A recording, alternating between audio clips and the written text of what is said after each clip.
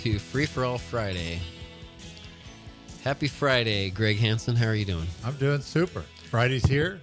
Weekend's ahead of us. This is good. Right on. Dave Sullivan, how are you? Glad to be here for the first day of summer. Of course, Is it- we is don't it the notice first the day of summer? difference. We don't notice the difference. It's also, Brian, it's the longest day of the year today. I thought that was on the 21st. No, it's today. Today. It's today. Wow, I've been thinking wrong my whole life. No, today. I think It's the summer shifts back and solstice. forth. All right. So my name is Brian McMillan. I'm the publisher of the Palm Coast Observer newspaper and filling in today for David Ayers. He doesn't usually tell me why he's gone, so I don't know. Maybe Mark, our illustrious producer, knows, but it's a secret to me. But either way, I'm happy to be able to take the and I forgot to make my camera again. Make my camera follow me. So yeah, if you're watching or if you're listening on WNZF, welcome. If you are streaming on YouTube or on Facebook, welcome. Today we're going to talk to two of our elected officials. Greg Hansen is the Flagler County Commissioner, and I've got a little bit of your bio here. Let's see. Let me read something. Greg Hansen served our country in the U.S. Navy honorably for 27 years. Yes, sir. And commanded two separate warships, the USS Antietam and the USS McCluskey. All around the world? Like, were you stationed in a particular place? Well, for the some ships of that time? the ships were on the West Coast. The Okay. Antietam was out of Long Beach, and the McCluskey was out of San Diego. So we deployed and steamed in the Pacific and Persian Gulf. Mm-hmm. And McCluskey, I did a full tour in the Persian Gulf, escorting tankers. And Antietam, we just did the Western Pacific. Very good. So it was exciting. But Dave Sullivan has you beat. 28 years in the Navy, 27 to 28. You know, this is a lot of experience, but I guess Dave wins. No, well, not exactly. Greg had a lot more combat experience than I had. I spent my time on aircraft carriers most of the time. So I always had a nice bed to sleep in and food. Well, very good. Either way, 28 years in the Navy, 27 years in the Navy. It's amazing to think about the stories that you guys probably have and the experience that you gained, and now you are using all that experience to do this, which gives you all kinds of grief, I'm sure. Why are you guys? Why don't you just retire and take it easy instead of taking on these big jobs of serving in the community in the way that you do? Greg, I know you've said before that you love your job as the county commissioner. What is it about it that makes you Well, it goes back to why I wanted to do it in the first place. I looked at first of all, I really liked Frank Meeker. Mm-hmm. I thought Frank was a superb county commissioner. And then, he passed away and that slot was open.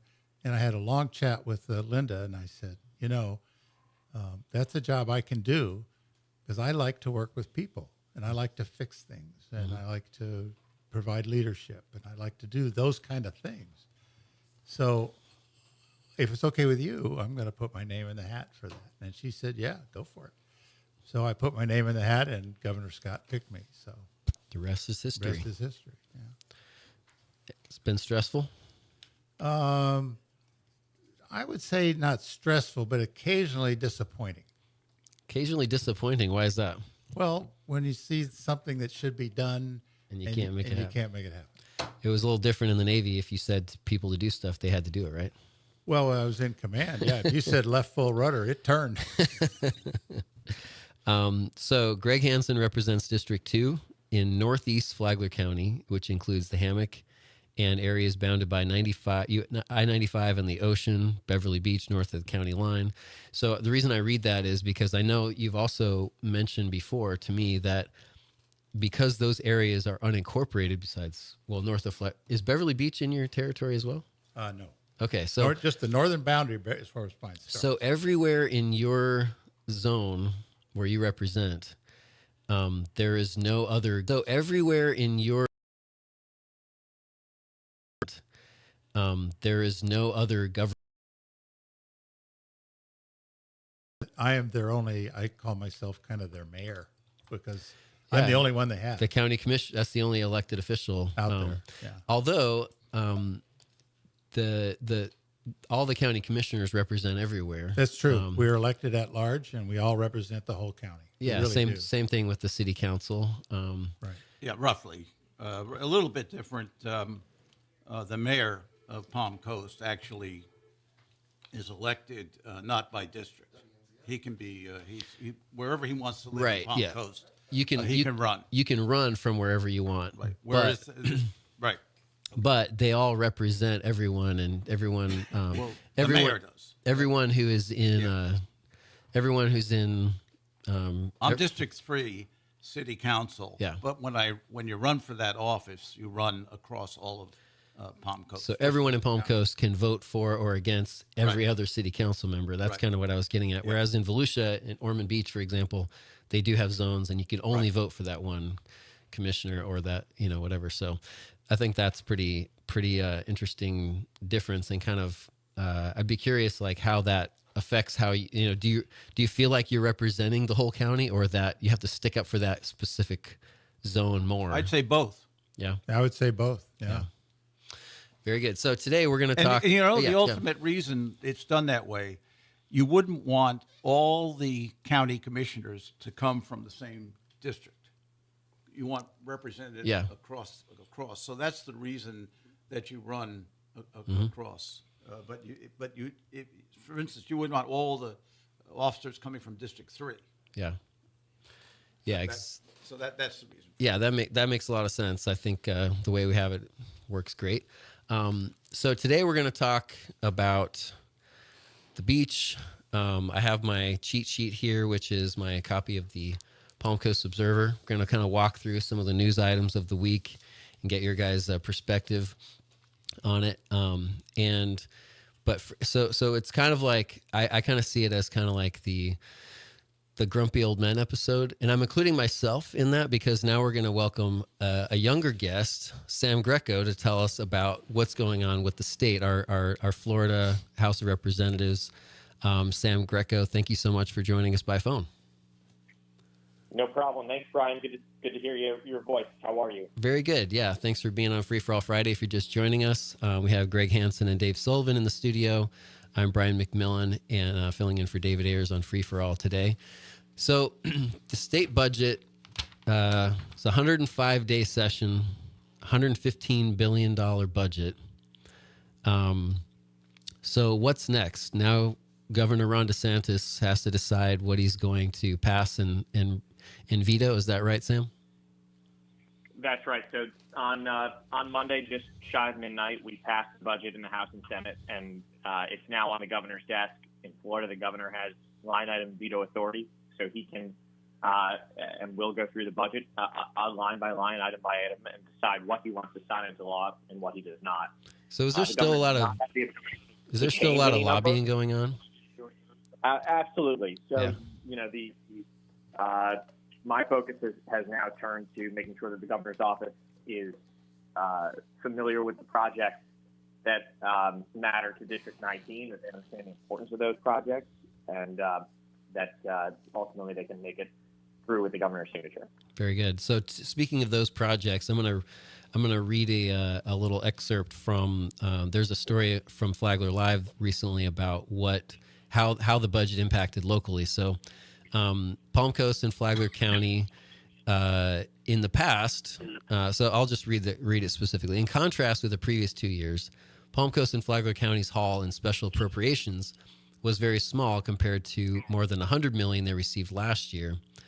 Legislators approved $2.5 million this year for a holding tank or equalization tank for Palm Coast's wastewater system, which will significantly alleviate overflow pressure in its wastewater treatment plant 1. Legislators also approved $2.5 million allocation to help upgrade that plant for a total of $5 million. The city also got $125,000 for a planned YMCA in Town Center, money to be used toward permitting. Bunnell and Flagler Beach got no special appropriations. So obviously that's a big difference in the total amount of money that's coming to this district. Why do you think that is the case, Mr. Greco? Yeah, well, there's a few reasons for that. First of all, as we've talked about before on this show, and certainly as I've spoken about and Senator Leak has spoken about elsewhere, this is a more constrained budget than we've passed over the last 5 or so years. The reason for that is a fewfold. First, projected slowing revenue in Florida and a projected budget deficit at the previous spending level. Over the past 5 years, we've enjoyed the ability to spend a significant amount of money, that some of which came from the federal government flowing down through COVID emergency funding, other amounts of money that we had an influx of by virtue of an increased number of individuals moving into the state of Florida, which has stabilized. So for those reasons, there was a need to spend less money in this budget. Additionally, the Florida legislature this year reduced the amount of spending overall from last year, moving more funds into the state's reserves and rainy day fund. And we're one of the first states in history outside of a recession or economic calamity or other external force to unilaterally decide that we want to spend less money, leave more money in the pockets of taxpayers, and set money aside for potential rough water in the future. And I'm sure we'll have an opportunity in a moment here to talk about the tax cuts that we've included as part of this budget. But those reasons that I mentioned are why this budget and these member projects are significantly more constrained around the state. Gotcha. That's something we knew from the beginning. We are very proud of the amount of money that we have in the budget. There's about $13 million in the budget going to District 19. That is not a small sum when compared to what some other districts historically have received in the past.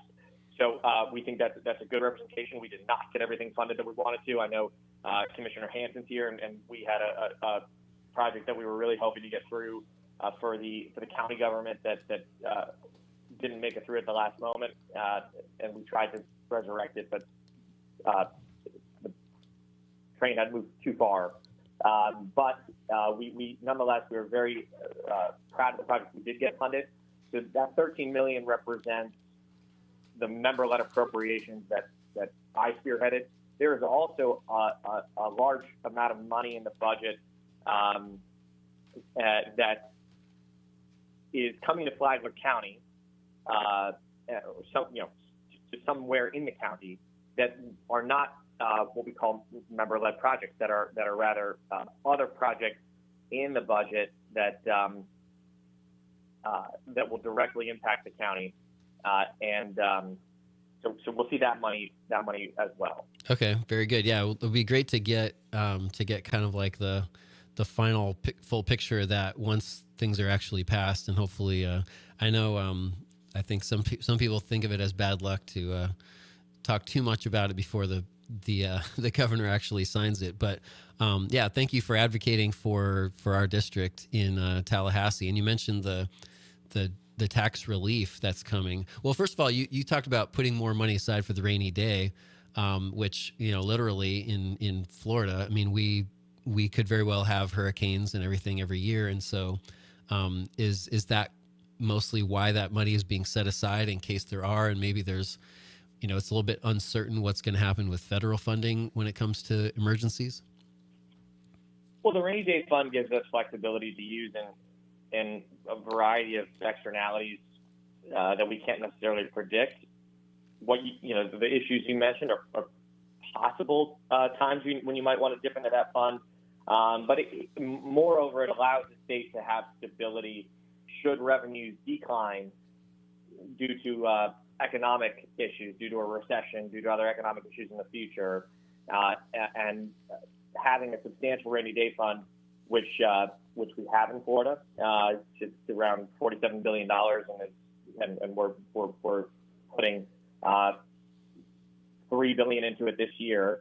That amount of money, will allow the state to have stability no matter what type of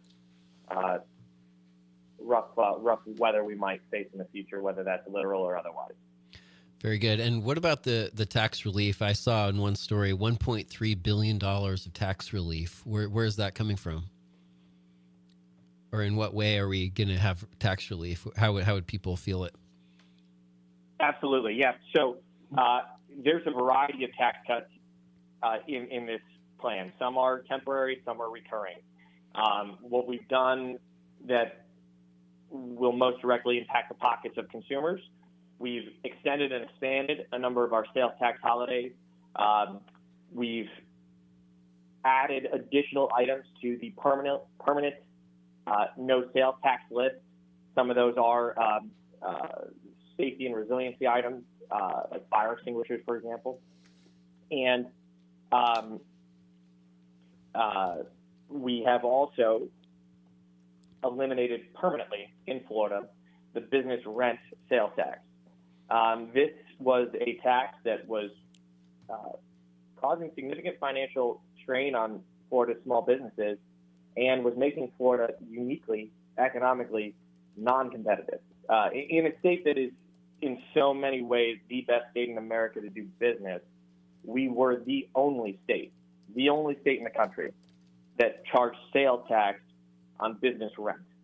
And we've, over the past several years, the legislature has lowered that amount down from 6% to 2.5%. With this budget, we've eliminated it permanently. And that will have a significant tangible impact to the small businesses in Flagler County and beyond. Yeah, this is so we're talking about not just benefiting like big corporations, but like all the little mom and pop kind of businesses. Anybody who's renting land, we're renting a property to operate their business and paying rent, was paying sales tax on that rent. Mm-hmm. Yeah, very good. So, what about the property tax debate? Maybe if you have any kind of what's your stance on that? I know there was some discussion about trying to, maybe do something totally, revolutionary, do away with it or do something dramatic. But where do you stand on that? Do you think that there is that's still a potential in the future? I know it wasn't like that idea wasn't really brought to fruition this year, but do you think that there's still some discussion about that happening? There is still discussion about that happening. Everybody, the legislature, the governor's office, local government, we all acknowledge that the Constitution requires, or rather I should say prohibits, state government from unduly interfering with local government's ability to levy property taxes. So we don't have the ability, neither the legislature nor the governor has the ability unilaterally from Tallahassee to say, Flagler County, you're no longer going to assess property taxes. Any significant change to the property tax landscape will take a constitutional amendment. There's perhaps some things on the margins that can be done from Tallahassee, but real significant change to eliminate, limit, reduce, otherwise modify Florida's property tax environment requires a constitutional amendment. So that is an ongoing conversation. The House has set up a select committee to study the issue and propose potential constitutional amendments for the November 2026 ballot. The Senate is also looking at this issue. The governor's office has been studying this issue and making proposals as well. So where those proposals go will be something that we'll see much more clearly over the summer and as we get into the next legislative session. And whether and what proposals make it to the 2026 ballot certainly will be part of the main part of that conversation. I do anticipate that we'll see some constitutional amendments on the ballot regarding property tax. What they are, how dramatic they are, is, I think, far too early to say at this time. Very good. Well, that's definitely a fascinating issue to watch and has big impact on local, but also a major philosophical kind of idea to not tax your own property every year. So it's fascinating to me. Commissioner Hansen, do you have anything you want to add as we got Mr. Greco on the phone? Yeah, Sam, the only thing that really bothers myself and my constituents that I talk to about the property tax is, so what if you put it on the ballot, and I think everybody would vote for it. but then what replaces it? How does Flagler County and Palm Coast and all our cities, where do we get the funding to fund our business to keep our county and cities viable? Because that's you've seen the rack up. Flagler County is number one and the most reliant on ad valorem taxes. So if you take that away from us, then how do we pay for what we do every day, our day-to-day operation? I certainly am familiar with that statistic as well, and it's definitely something that as I look at this issue is in my mind, because we do have a county that is heavily reliant on ad valorem taxes, and we're not the only one. There are other counties that heavily rely on ad valorem taxes. There are fiscally constrained counties who have a very difficult time balancing their books in the absence of property tax. So it's certainly a very, very critical part of this conversation and very central to it. And I would, definitely, again, say that this conversation and then the committee work that's ongoing is at a very early stage, and there certainly aren't, clear proposals now, and what those proposals look like, whether they're somewhat marginal or significant, will be something that we'll have to continue to work on in time. But that's not lost on me at all. And certainly we have critical services that the county government, local government are providing: police, fire, emergency services. So making sure that those can continue to be provided is absolutely critical and something that is very much on my mind. Mr. Sullivan? And Sam, Dave Sullivan, first, thank you for all your efforts to get that money to the city for the plant, for the wastewater equipment and plant, and the YMCA, which is a really good addition to the county if we can push that through and make that happen. But echoing what Greg Hansen said concerning ad valorem taxes, they are critical to our county and city making it into the future.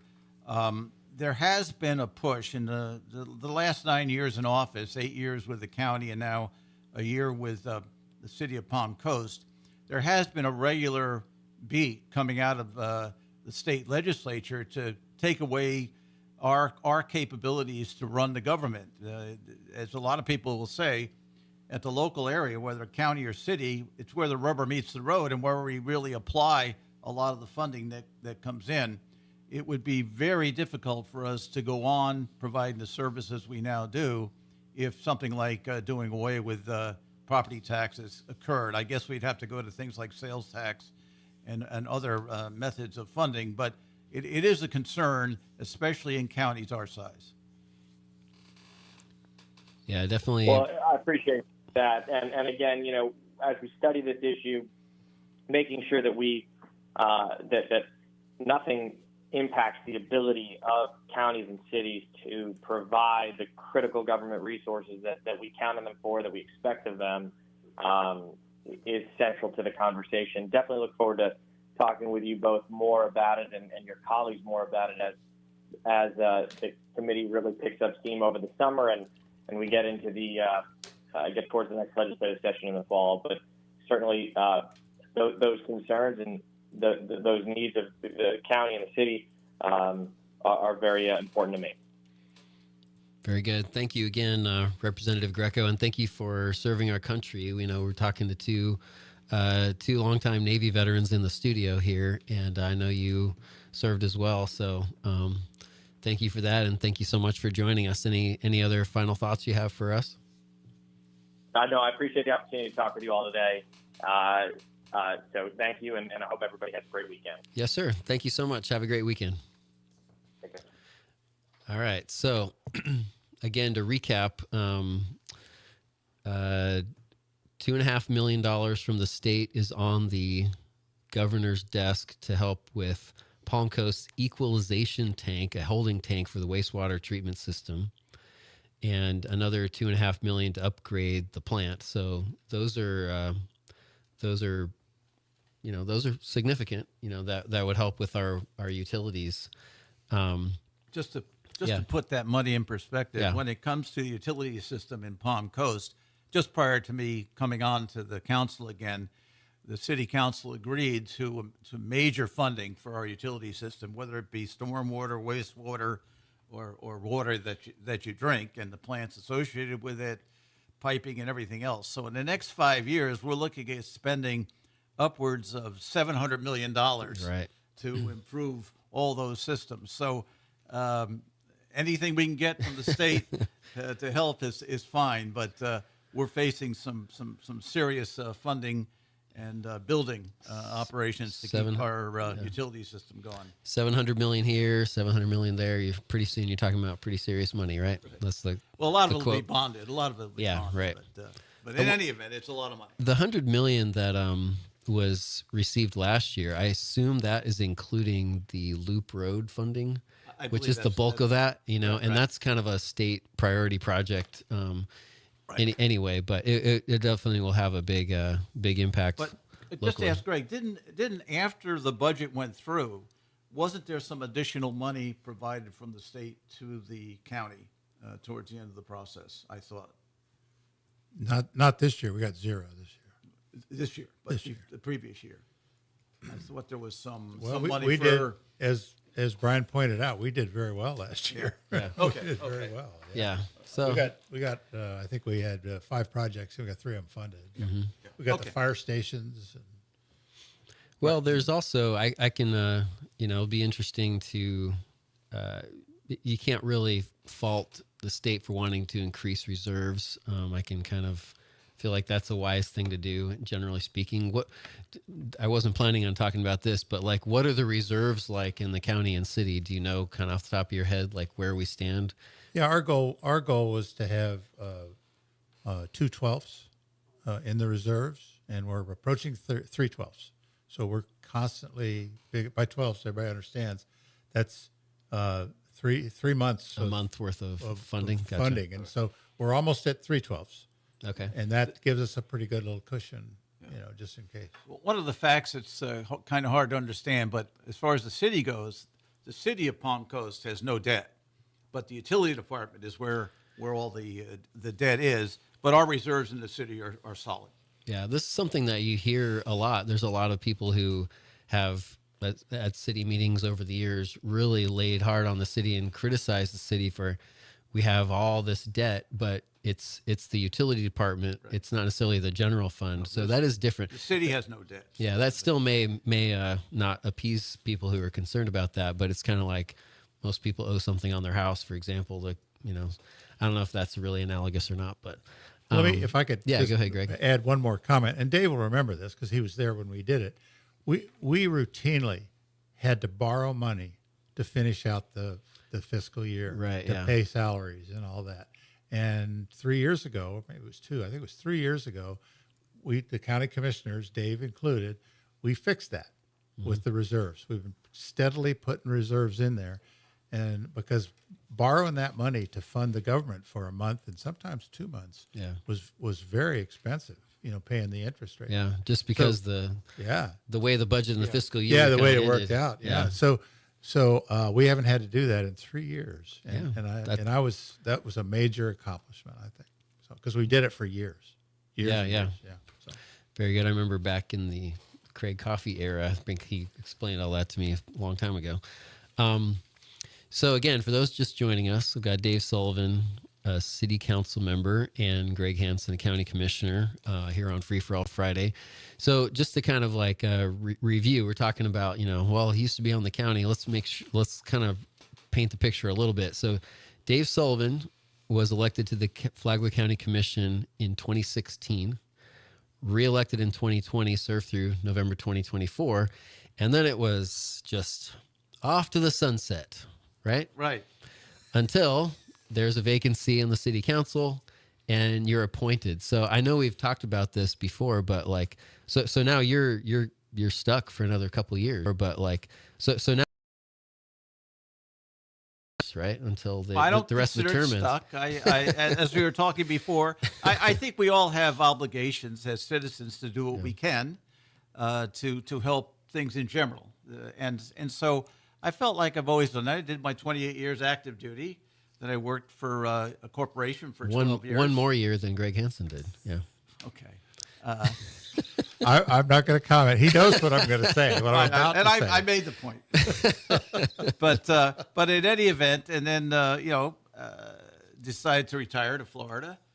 Got involved in politics and ran for office. Won. I've been head of the Navy League for St. Augustine, Palm Coast. I think service is important for all of us to think, and it has to do. I was thinking of the word you talked about, patriotism. I think it's respect.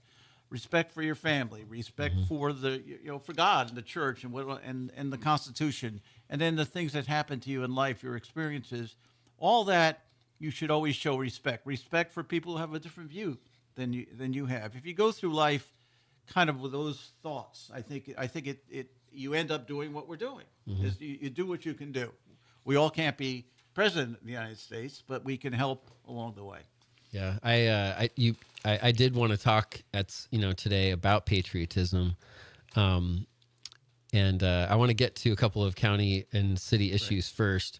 And I'm sure classic, Brian being the bad host, are going to run out of time. But the how to inspire more patriotism in the country. I want to talk about that. Maybe we can think about it. Maybe I assume that we'll have to take a commercial break at some point. Mark is gonna give me the red flag in a minute.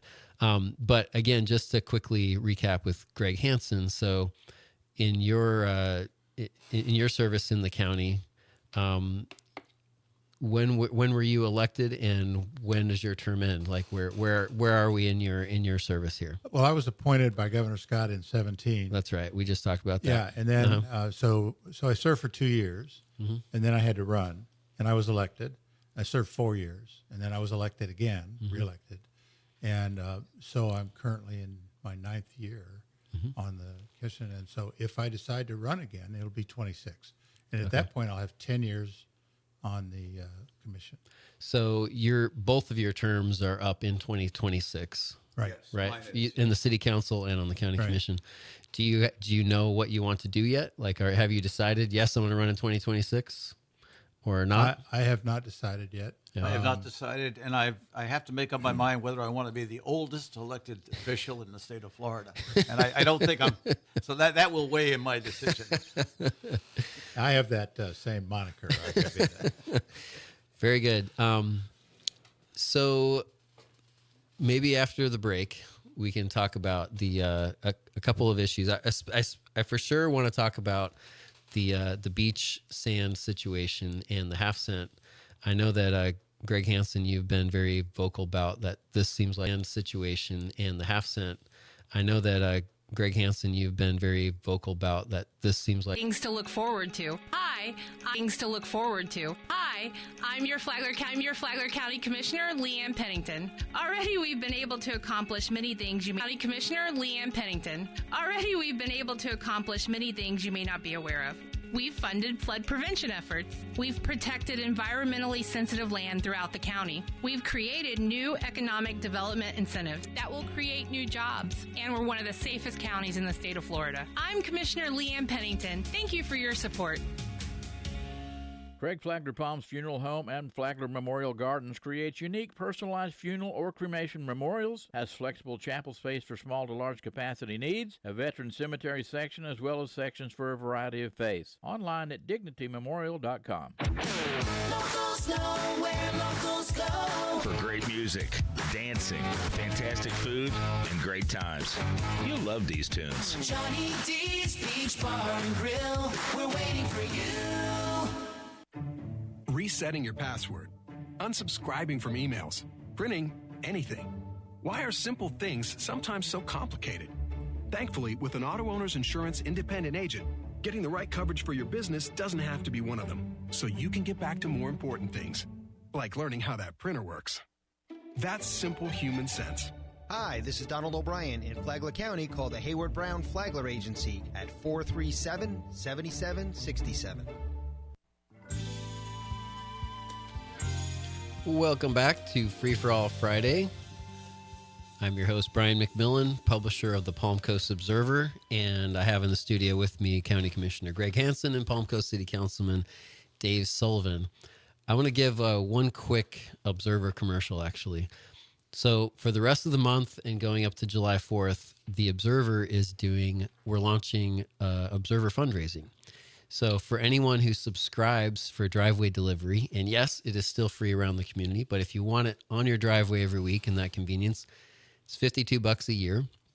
And if you subscribe now, we're going to donate $20 of every subscription to the Grace Community Food Pantry in Palm Coast. We're doing the same thing in Ormond Beach with the Jerry Dolliner Food Bank there. So if you're kind of want to give back to the food pantry and also get the Observer every week, now's a great time to subscribe. You can do it at observerlocalnews.com/subscribe.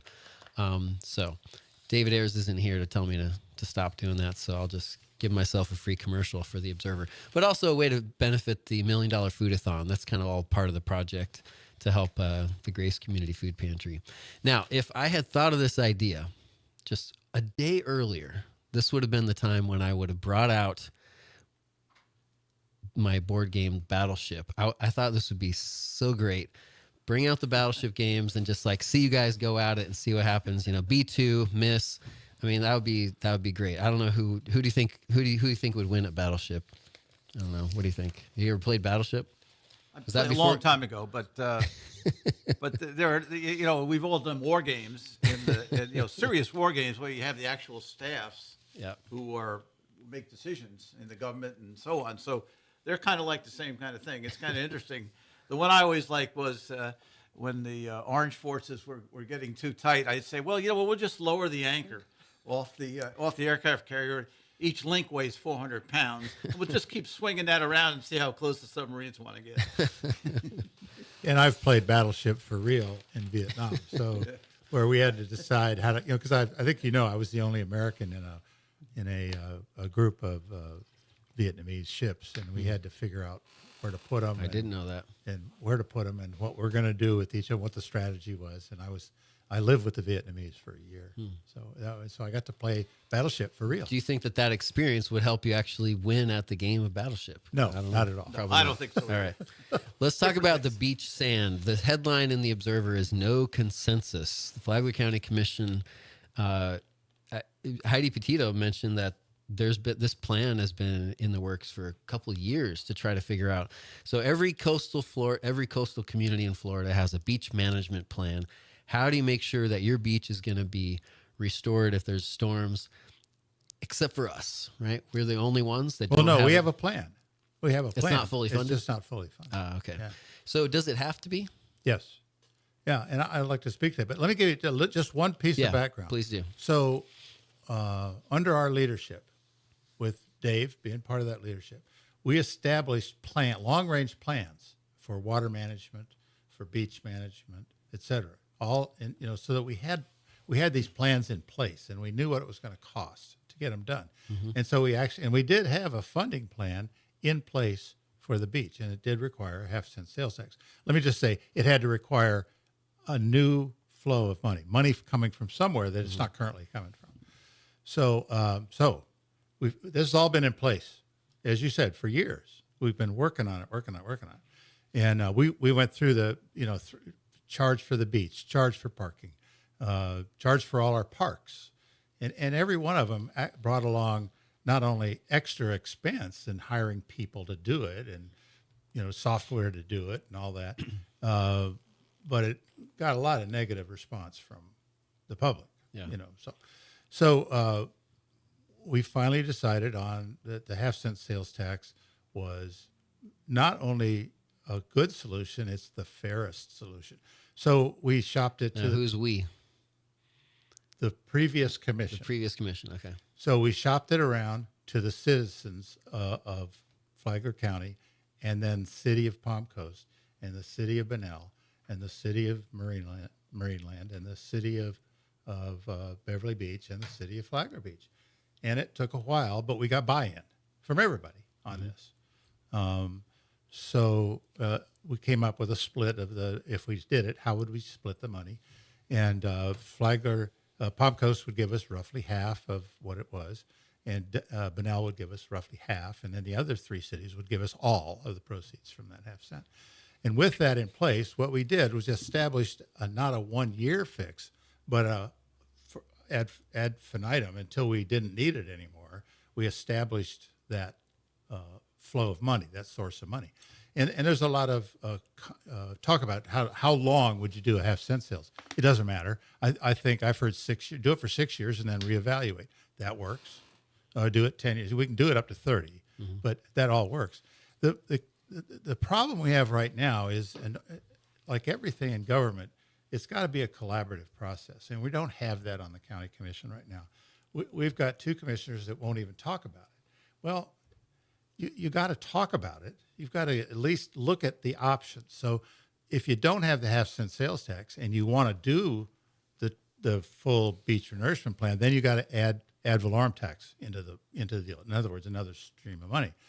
Well, in order to do that, I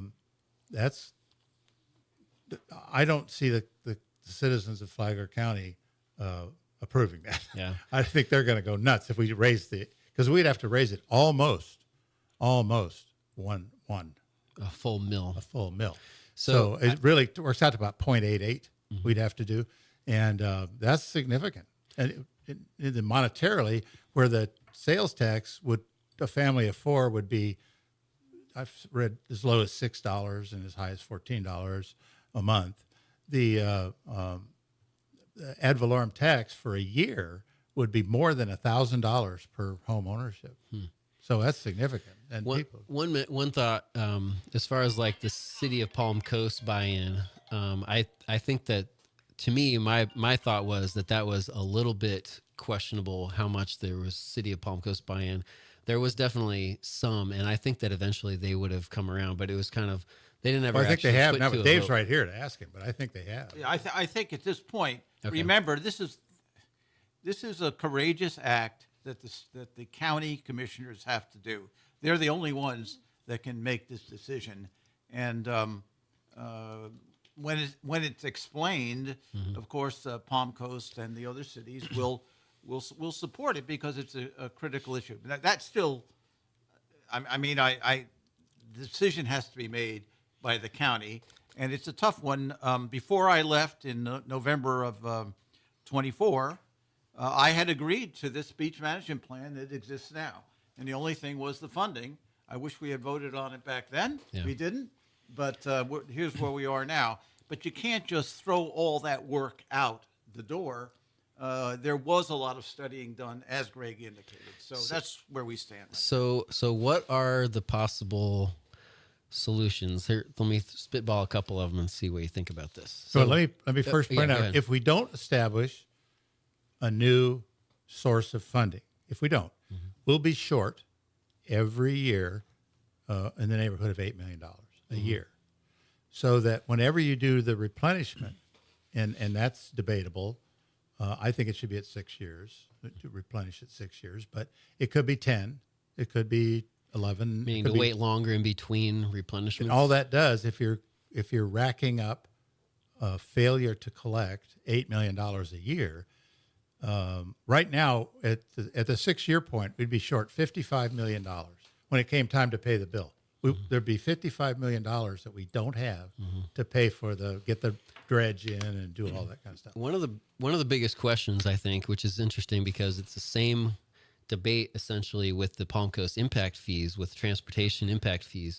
How much money can we count on from the state getting with this?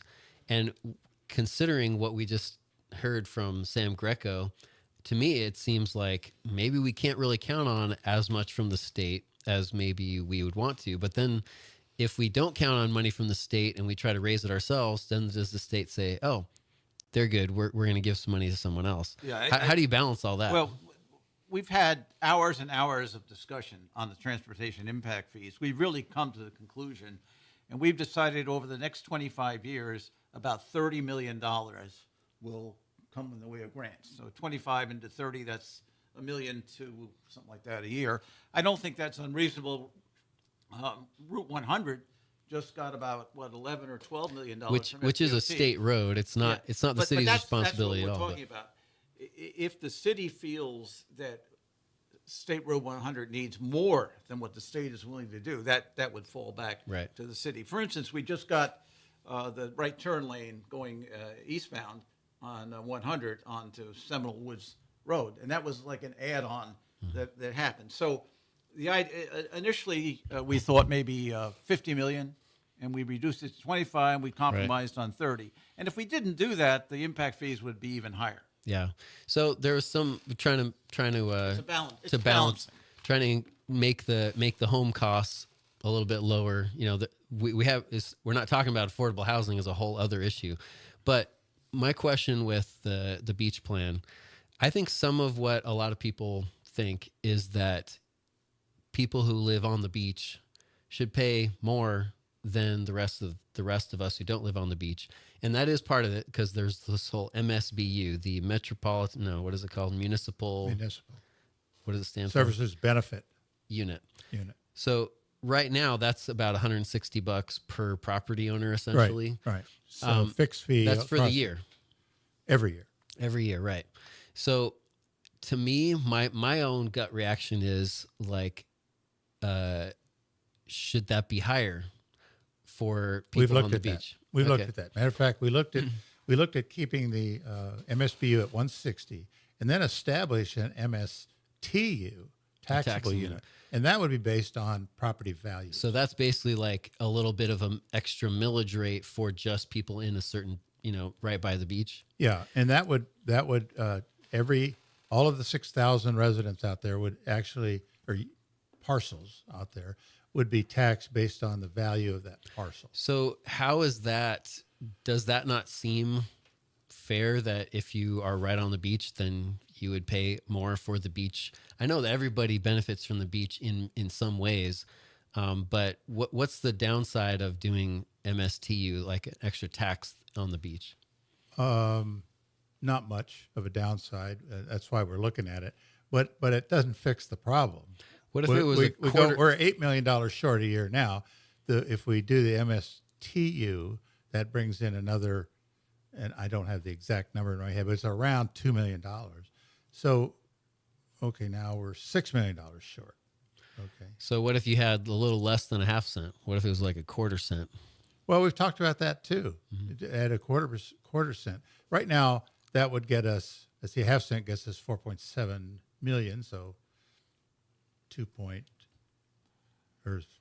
almost $3 million.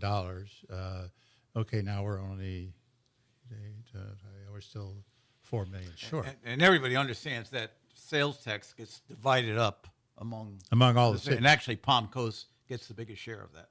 Yeah. So the city of Palm Coast would get they'd get less, close to $3 million of in their general fund to help pay for other things if we did the half cent. So I guess what I'm saying is, like, we have 3 county commissioners who are pretty against the half cent. And what I got from, we had Leanne Pennington on last week, but I think that there's others. The question is, so what other options are there? And I know that maybe one answer is there are no other options. A half cent is the only one. Well, to just counter that. Okay, we have these naysayers on the commission, but they haven't come up with a plan. Their only plan is to not do the beach. We'd not fund it. I mean, because if you don't do something, we're not going to have enough money to do the beach. So just counting on enough state or federal funds to help is one potential. It's risky, but that's one potential. I haven't about it. I've been looking in this budget and I haven't found it yet. I should have asked Sam while we had him on. But every year they put a certain amount of money into the beach replenishment for the whole state. And last year they singled out Flagler Beach as one of the recipients that should get some of that pot of money. So, and we got $35 million. So I would like to, I need to see that. I haven't found it. I'm sure it's in there, but I haven't found it yet. Whether that is going to come again? Yeah. Yeah. And will it come every year?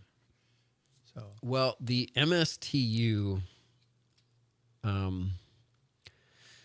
mean, at some point you could make up the difference if you increase the MSTU enough.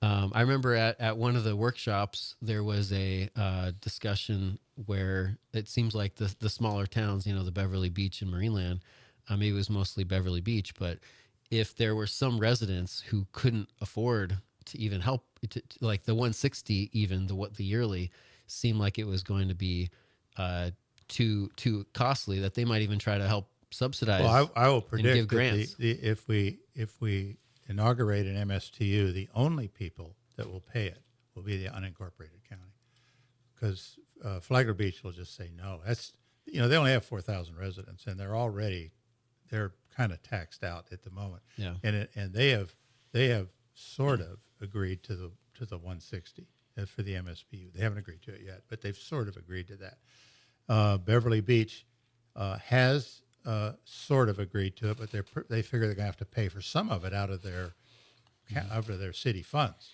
out of their reserve. What if the MSTU applied only to above the first 1,000 square feet of your home, or above maybe there's an exemption of so that, like, you know, the least the lowest property value homes, they would pay even less than a normal, you know, millage rate or something like that. Yeah, we'd already worked that in. The lower cost houses would actually, under an MST, would pay nothing. We've already worked that in. Yeah. Okay. Yeah. So, and I think the highest, as I recall, and we've been working on this for 2 years. Yeah. but under the MSTU, the highest tax property out there would pay $2,000 a year more, which is significant. Yeah. But because the property taxes are already high out there. I mean, they already pay 33% of all the ad valorem tax comes from the Outer Banks, our island. So, so they're already being taxed like crazy. So what's the message to, if you say the people who live west of 95, west of Belterre, even west side of the county, who might say, like, well, we don't think we should really have to pay anything for the beach. What's the reaction to that? Well, under the plan that Dave and I and the rest of us heard, they would pay nothing except for the sales tax, right? If there is a sales tax. half-cent sales tax, but like I said, that's negligible. Half-cent sale point, that's half a penny. So is that negligible? Is that really the answer? Just to maybe, instead of talking about the half cent, we need to be talking about the total dollar amount that you're likely to pay. Like, an extra half cent is probably going to cost you X amount of dollars a year or X amount of dollars a month. Well, that's what I keep saying. It is actually minimal. And what when I discussed this with the last Speaker of the House, he said, Greg, it's the fairest way to go, because it's a tax that's decided upon by the user. Am I gonna go out to eat, or am I gonna go buy stuff at the grocery store, because the grocery store is not tax free? So and now with the governor making tax-free holidays bigger, and so it has very little impact on a family of four. Like I said, like it might be $14 a month, but I've seen it as low as $6 a month as maybe the impact on a family of four. Yeah, I also think that the window for the county being able to do this with a 4-1 vote on the board is closing. There are 27 counties eligible to do this. 26 have done it. We're the only one that hasn't done it. Not that proves anything, but I guess they're all don't know what they're doing, and we're smarter than they are. Yeah. So to conclude, I know we're about out of time, but Greg, you were one of the impromptu guest speakers at the Flag Day ceremony at the Elks Club, and I was there for that. And I was just wondering, like, you know, in our day and age, there's a lot of negative politics, upset with, you know, our role in the world over the past even some decades. What do you do to try to instill and help people to feel more patriotic, more proud of our country, instead of focusing on that stuff? Well, there's two ways to look at it. One, a long range plan, and that would be the Pledge of Allegiance in schools. I don't know why we don't do that anymore. And also a pretty solid historical base on how this country was formed, because I don't believe we do that anymore. And I can't speak to it because I'm not on the school board or anything. But from articles I've read across the United States, that we're just not teaching that anymore. And I really think that if you taught, it would put the whole thing in context for young people as they get older. Oh yeah, I kind of remember that, how we did it, why we did that, why do we have a Constitution, why do we have a Declaration of Independence, why is that, and why do we have them today still today? So that's the long range plan. Going forward, I think we have some places like the American Flag Project, and which is kind of fun. I'm on their board, and it's kind of fun, just trying to get as many American flags out there as we can, and that's good. It's a small piece, but it works. It's kind of good to see flags out everywhere, and I don't know. It's always going to boil down to education. Yeah. I think on patriotism, because you got to. Why be patriotic? Well, because I understand how this country was formed and why we're doing it. And so I really think that's the key. And just getting smarter.